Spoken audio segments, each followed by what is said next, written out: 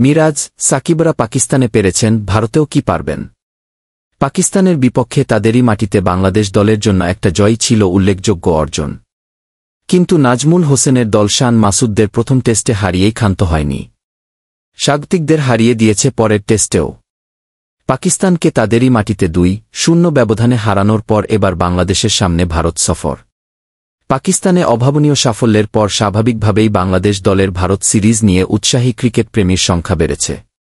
আলোচনা হচ্ছে, নাজমুলরা যে রেসিপিতে পাকিস্তানকে হারিয়েছেন সেই একই পথে রোহিত শর্মাদেরও হারানো যাবে কিনা।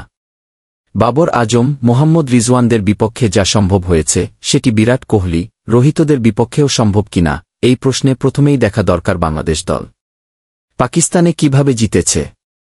সিরিজের ২টি ম্যাচই হয়েছিল রাওয়ালপিন্ডিতে। প্রথম ম্যাচে নাজমুলরা জিতেছিলেন ১০ উইকেটে, পরেরটিতে ৬ উইকেটে।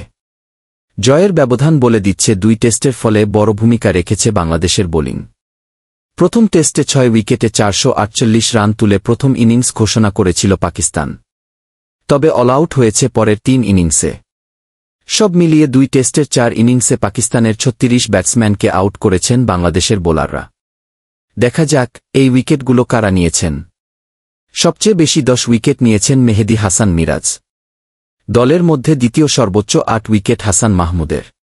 এছাড়া নাহিদ রানা ৬, সাকিব আল হাসান ৫ ও তাসকিন আহমেদ ৪ এবং শরীফুল ইসলাম ৩টি উইকেট নিয়েছেন।